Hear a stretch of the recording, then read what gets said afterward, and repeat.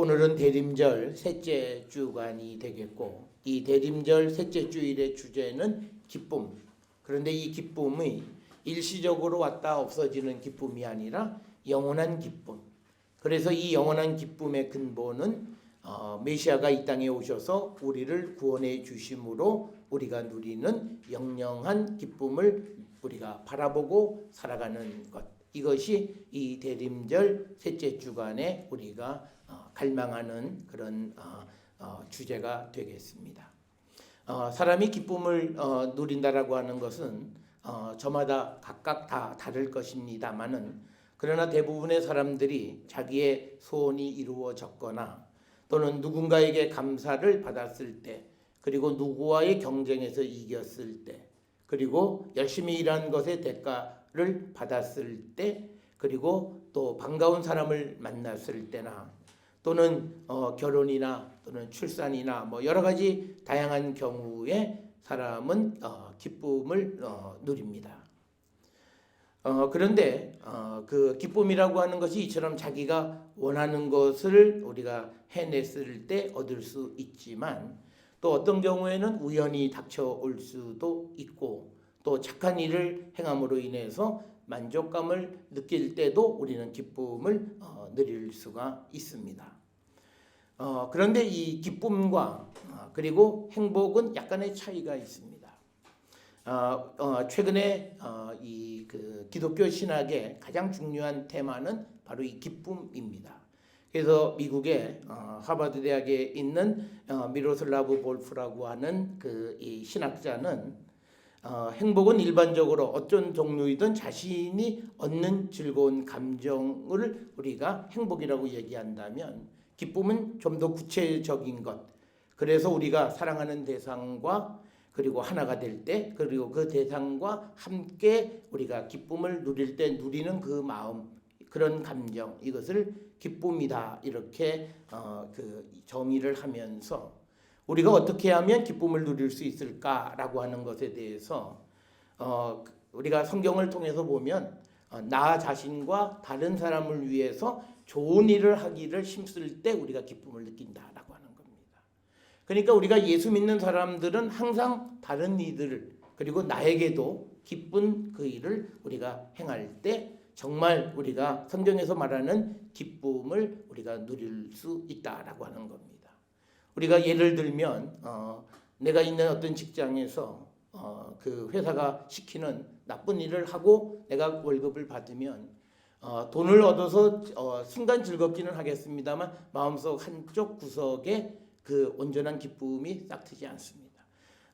우리가 흔히 이야기하면 대기업에 가서 지금은 많이 없어졌지만 기획조정실이나 뭐 이런 데서 이중장부 만들어주고, 그래서 대가를 많이 받고, 그래서 급료가 많아지는 것을 우리가 기뻐하는데, 그 기쁨은 우리가 성경에서 말하는 그런 종류의 기쁨은 아니다라고 하는 거죠. 그것은 불의를 행함으로 인해서 얻는 기쁨은 온전한 기쁨이 되어질 수 없다라고 하는 겁니다. 그래서 우리가 내 자신에게 좋은 것은 뭐냐면, 적어도 우리가 믿음 안에 살아가면 우리 성도는 하나님의 말씀에 근거한 바르고 정직하고 타인에게 유익을 주는 그런 삶을 살아갈 때 우리가 느끼는 그런 감정, 그것을 우리는 성경은 기쁨이다 이렇게 이야기를 합니다. 그래서 이 기쁨은 그저 내가 원하는 것을 이루면서 내가 느끼는 그런 행복과는 조금은 다른 감정이다 이렇게 이야기하면서, 특별히 우리가 이 대림절 셋째 주에 기다리는 예수께서 우리에게 주시는, 주님이 우리에게 주시는 이 기쁨은 바로 우리가 내 노력으로 이루어지는 것이 아니라 그것 이상의 것을 주시는 것에 대한 기쁨, 그리고 우리를 바꾸셔서 이제 우리가 세상을 살아가면서 선한 일을 행할 수 있는 능력을 갖추고 살아가는 자로 만들어 주심으로 인해서 우리가 느끼는 기쁨, 이런 기쁨, 우리가 이것을 간단하게 구원의 기쁨이다 이렇게 이야기합니다. 구원의 기쁨은 주님이 나를 구원해 주셔서 감사하다 기쁘다라고 하는 것이 아니라 나의 변화된 모습에서 우리가 기쁨을 누릴 줄 아는 자가 되어야 한다. 그래서 주님은 우리 모든 성도들이 항상 기쁜 삶을 살아가기를 원하신다라고 하는 거죠. 그래서 이 말을 다르게 설명하면 주님은 우리 모든 성도들이 하나님이 우리에게 주시는 그 구원의 은총을 누리며 살아가는 자가 되기를 원하신다는 뜻입니다. 그래서 우리가 단순하게 잘못 이해하면 우리가 기쁨을 누리는 삶이라고 하는 것이 육신의 기쁨, 내가 원하는 이런 것의 기쁨을 넘어서는 영혼의 기쁨, 영적인 보이지 않는 세상의 기쁨까지도 우리가 누릴 줄 알아야 되고, 주님은 우리를 위해서 그것을 허락해 주시는 분이다라고 하는 것이 오늘 주시는 성경의 말씀이 되겠습니다. 오늘 우리가 읽은 이사야 35장 1절에서 10절이나 야고보 5장 7절에서 10절, 그리고 마태복음 11장 2절에서 11절에 있는 이 말씀은 전 세계 교회가 이 대림절 셋째 주간에 읽는 말씀입니다.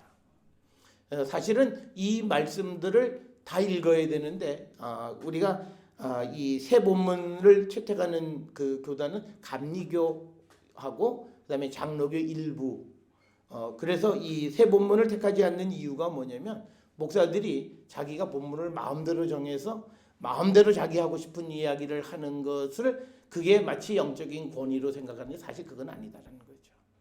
예수 그리스도의 삶에 맞추어서 그때그때마다 우리가 기억해야 되는 그 신학적인 주제들이 있다라고 하는 거예요. 그래서 전 세계 교회가 공히 사용하는 성경 본문을 정해줍니다. 그러니까 어떤 문제가 생기냐면 목사가 자기가 하고 싶은 얘기를 마음대로 못하는 거예요. 그러니까 이제 한국교회 목사님들은 이걸 안 써요. 그냥 자기 하고 싶은 대로 하는. 그러나 이제 우리가 그렇게 하다 보니까 교회가 지금 우리가 세상에서 지탄을 받는 이유, 그리고 어느 목사님 경찰 조사 받으면서 아주 당당하게 다니는 그런 목사님들과 같은 현상이 벌어지는 것이 목사가 말씀에 대한 권한을 가지고 있다고 해서 마음대로 불가능한 이야기를 가능하게끔 얘기하는 잘못된 현상들이 벌어지고 있고, 특별히 우리 한국에는 이단들이 많이 설치는 이유도 바로 그런 이유다. 그래서 이제 목회자들이 성경 본문도 내가 정하는 것이 아니라 교회 전체가 정하는 설교 본문. 그래서 심지어 이 본문은 가톨릭 성당에서도 사용하는 본문입니다. 그래서 우리가 일부 사람들은 가톨릭에 대해서 부정적인 생각을 가지고 있기는 합니다만, 그러나 우리가 역사를 따져보면 이 가톨릭은 1000년 이상 굉장히 오랜 역사를 가지고 있고, 그래서 그 전통 속에서 나온, 그래서 개신교와 그리고 구교가 서로 협력해서 매년 매주 어떤 본문을 우리가 묵상하고 말씀을 나눠야 할 것인가가 정해져 있습니다. 그래서 함부로 우리가 마음대로 할 수 없는데, 그 가운데 대림절 셋째 주간에 오늘 우리가 읽은 이사야 35장에서의 핵심적인 주제는 기쁨입니다. 그래서 우리가 읽은 이사야 35장에 있는 말씀에 보면 1절에서도 보면 땅이 기뻐한다.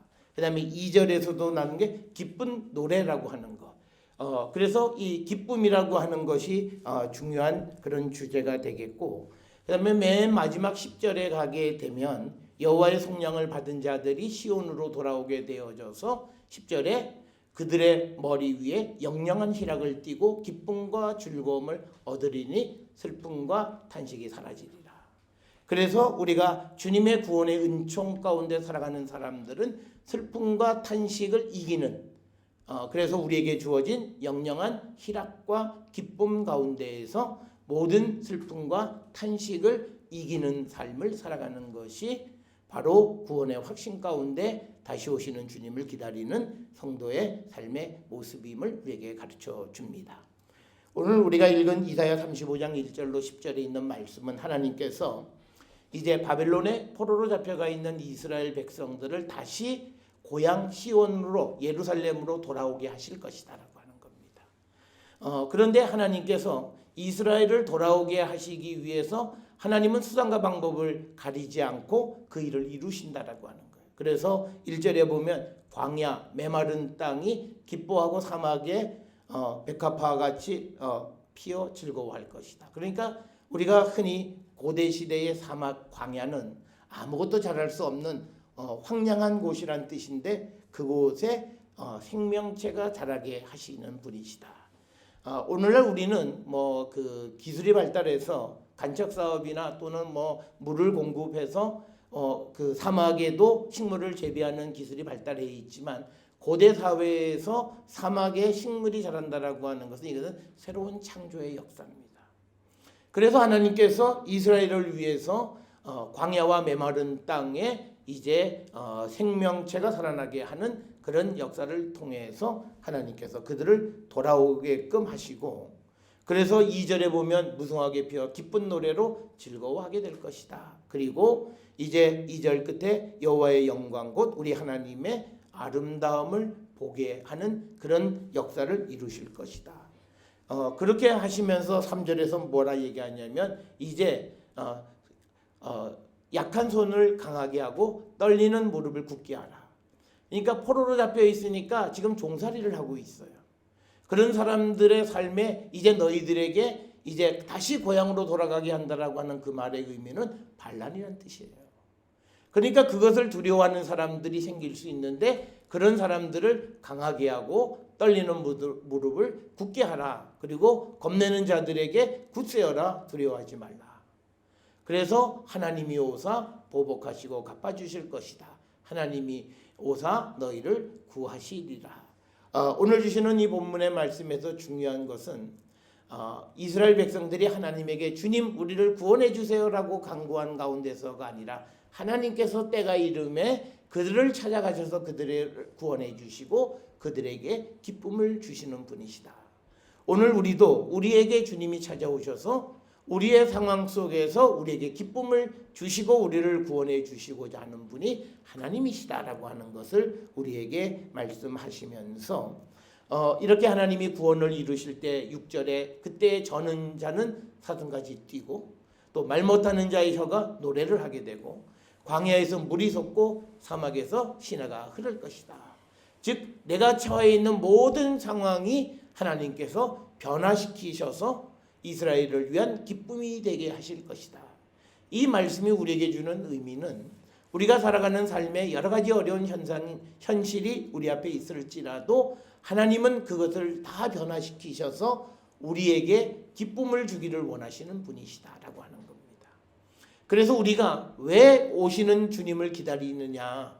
그 주님이 오셔야 우리가 변하지 않는 영영한 기쁨 가운데 살아가는 자들이 될 수 있기 때문에 주님은 우리에게 오셔서 우리가 기쁨을 누릴 수 있는 모든 환경으로 우리를 바꿔주신다라고 하는 겁니다. 이런 약속이 있는 이 이사야서의 말씀들을 많은 사람들이 세상에서 실패하고 좌절하고 한 사람들이 위로받는 말씀으로 많이 우리가 애독하고 애송하는 그런 말씀이 되는데 이 말씀의 핵심은 사람이 움직이는 것이 아니라 하나님이 때가 되어져서 그들에게 영원한 기쁨을 주시고자 모든 환경을 바꾸시는 분이시다. 그래서 우리가 이제 우리를 위해서 오시는 그리스도를 다시 오신다라고 하는 약속을 믿고 기다린다라고 하는 겁니다. 그래서 이때 보면 7절에 뜨거운 사막이 변해 물이 가득 차 있고 마른 땅이 원천, 물이 흘러나오는 원천이 될 것이고 승냥이, 즉 승냥이가 눕는 곳이라고 하는 뜻은 불모지라는 뜻이에요. 그곳에 풀과 갈대와 부들이 날 것이고 또 그 사막에 대로가 있어 그 길을 거룩한 길이라 일컫고 그것은 깨끗하지 못한 자는 지나지 못할 것이다. 여기서 주시는 한 가지 의미가 있습니다. 이처럼 하나님께서 우리를 위해서 수단과 방법을 가리지 아니하고 우리의 환경을 바꾸셔서 우리에게 기쁨을 주시는데 그때 우리에게 요구하는 것은 하나는 깨끗한 자가 되라는 겁니다. 여기서 말하는 깨끗한 자라고 하는 것은 우리가 하나님의 말씀에 순종하는 삶을 살아가는 자가 되라고 성경은 우리에게 가르쳐주고 그렇게 살아가게 될 때 9절에 보면 거기에는 사자가 없고 사나운 짐승이 없고 또 그리로 올라가지 아니하므로 그것을 만나지 못하고 오직 구속함을 받은 자만이 그리로 행할 것이다. 하나님이 주시는 것 중에 평안이라는 것이 있습니다. 평안이라고 하는 것은 우리를 공격하는 원수의 그런 공격으로부터 우리를 지켜주고 그리고 주변에 있는 모든 맹수로부터 우리를 지켜주는 겁니다. 그리고 우리가 하나님의 말씀을 듣지 않으면 하나님이 우리의 평화를 불안으로 바꿔주시는데 그것은 전쟁을 일으키시고 그래서 원수들이 우리를 공격하게 하시고 또 맹수를 보내서 우리를 공격하게 하시는데 오늘 구절에는 사자도 없고 사나운 짐승도 그리로 올라가지 않는 그런 안전을 보장하게 주님이 우리를 이끌어 주신다. 이렇게 약속을 하고 있습니다. 그러면서 10절에 성령을 받은 사람들이 이제 돌아오게 되고 그래서 노래하며 시온에 이르게 된다.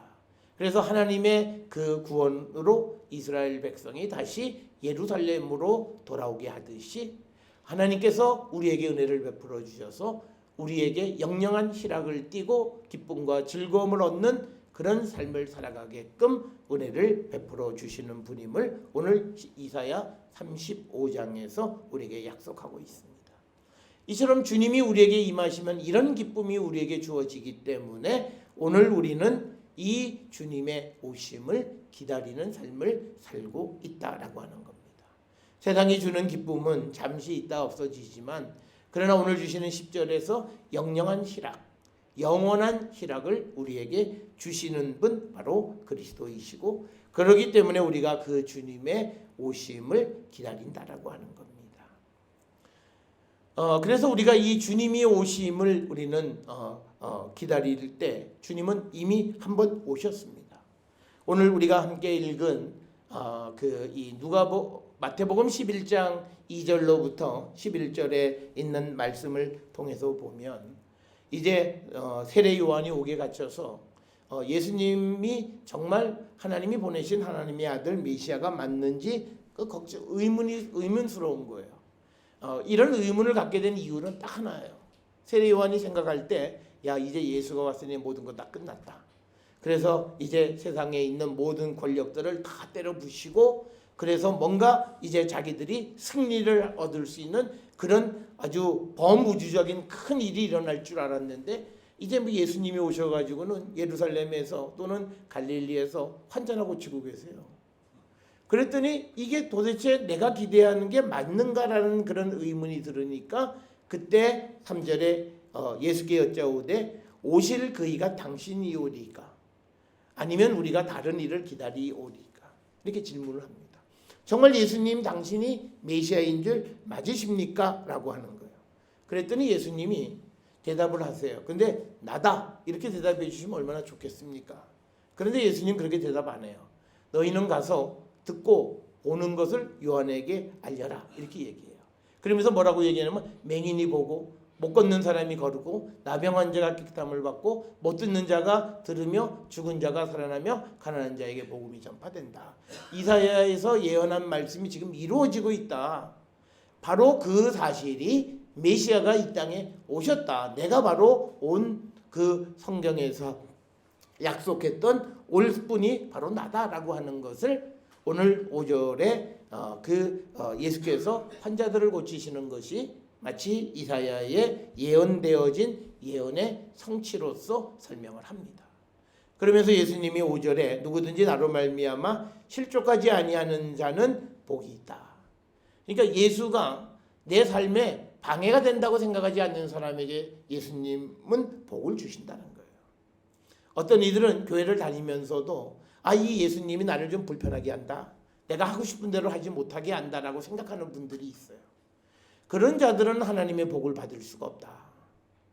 그래서 내가 메시아이니 나로 말미암아서 실족하지 않고 실망하지 않고 그렇게 살아가는 사람들이 복 있는 자다. 이렇게 설명을 하시면서 이제 그 예수님께서 이제 7절로부터 11절까지 이처럼 세례 요한이 내가 다른 사람을 기다릴까요? 라고 물어보긴 했지만 그러나 세례 요한이 믿음이 없는 사람이 아니라 11절에 보게 되면 여자가 낳은 자 중에 세례 요한보다 큰 이가 일어남이 없다. 즉 사람으로서는 세례 요한이 가장 큰 자다라고 이야기하면서도 또 하나는 뭐냐면 천국에서는 그는 가장 작은 자다.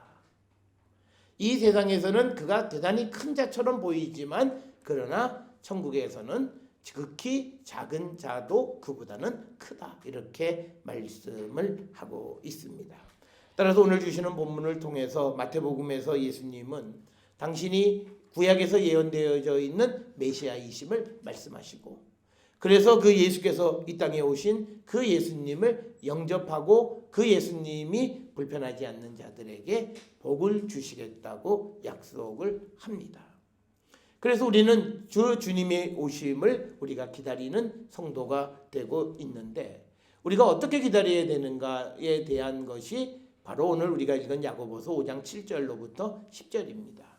그래서 우리가 농부가 귀한 열매를 바라보면서 길이 참을 때 이른 비 늦은 비가 와서 농사를 잘 해서 큰 수확을 얻는 것처럼 너희도 길이 참고 마음을 굳건하게 하고 그렇게 기다리라. 주의 강림이, 주님이 재림이 가까워 왔다. 이렇게 사도 바울이 말씀을 하면서 우리에게 우리가 길이 참으라고 말씀을 합니다.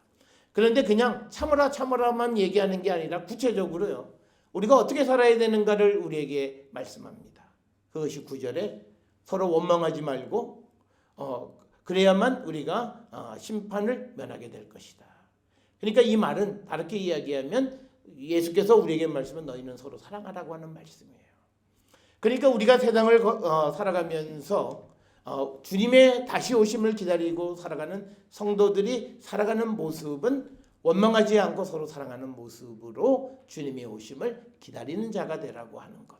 그래서 오늘 우리가 읽은 야고보서 5장 7절로부터 10절은 우리가 어떤 모습으로 또 어떤 삶으로 우리가 주님의 오심을 기다리는가. 즉 이 말은 뒤집어서 주님의 오심을 기다리는 자들은 서로 사랑하면서 사랑하는 자가 되어야 하고, 그렇지 못하면 그는 주님이 오시면 심판을 받게 될 것이다 라고 하는 겁니다. 그래서 오늘 우리에게 고난과 오래 참음의 본으로 삼았던 그 선지자들처럼 우리가 주님의 오심을 믿고 기다리는 자가 되라고 하는 겁니다. 특별히 우리가 끝까지 오늘 주시는 야고보서의 말씀대로 기다릴 수 있으려면요, 내가 믿어야만 기다려요. 그런데 오늘 우리가 살고 있는 이 시대에 주님이 다시 오신다라고 하는 사실을 정말 얼마나 믿고 있는가 우리는 한번 좀 돌아보셔야 됩니다. 왜 그러냐면 우리가 흔히들 말할 때 누구를 미워하는 사람이 있으면 내 눈에 흙이 들어가기 전까지는 내가 절대 뭐 어쩌고 이야기를 해요. 그러니까 그게 주님의 재림을 기다리고 주님 말씀에 서로 원망하지 말고 그래야만 심판받지 않는다고 말함에도 불구하고 우리가 그냥 서로 다투고 갈라져 있고 싸우고 하는 그런 삶을 우리가 지속하는 가장 큰 이유는 하나님의 말씀에 대한 믿음이 없는 거예요. 그러니까 기다리지 않는 거예요. 오늘 우리가 살고 있는 이 시대에 한국교회의 가장 약점은 바로 이 다시 오시는 주님, 재림의 신앙이 약하다는 거예요. 그 이유는 재림신앙 때문에 이단들이 많이 생기긴 했지만, 그러나 오늘 우리가 살고 있는 이 시대는 다시 오시는 주님을 기다리는 삶을 살아가는 자로서 우리가 해야 될 바가 첫 번째는 앞에서 말씀드린 것처럼 우리의 더러움을 씻는 정화 작업을 해야 돼요. 그게 회개하는 거예요.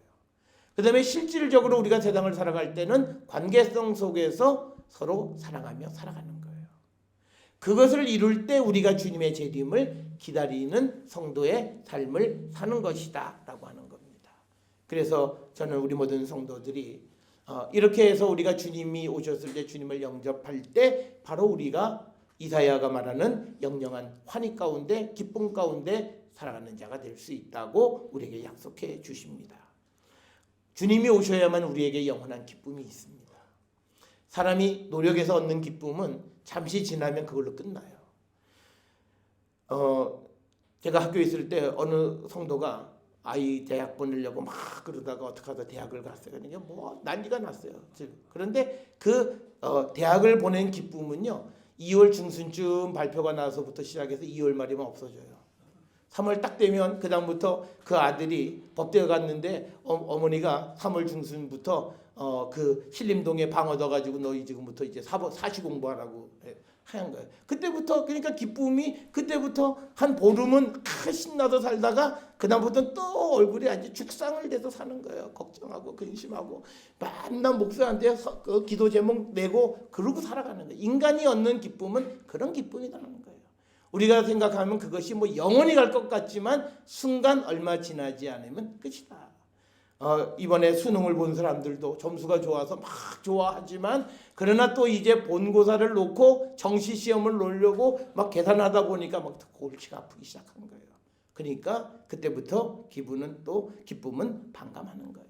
그러나 주님이 우리에게 주시는 그 사죄의 은총 가운데 주시는 기쁨은 우리의 환경과 처지가 어떻게 변할지라도 변하지 않는 기쁨을 주시는, 영원한 기쁨을 주시는 분이시다. 우리에게 이 영원한 기쁨을 주기 위해서 다시 오신다고 약속하신 예수님을 기다리는 이 시점에 우리는 오늘 주시는 말씀처럼 우리의 죄를 씻어내는 우리가 정화의 작업, 그리고 우리가 서로 사랑하라고 하는, 원망하지 말라고 하는 이 말씀을 통해서 서로 사랑을 실천하면서 주님의 오심을 끝까지 기다리는 성도가 되어서 주님을 만나 뵙고 영원한 기쁨을 누리며 살아가는 우리 모든 성도들이 될 수 있기를 주의 이름으로 축원합니다.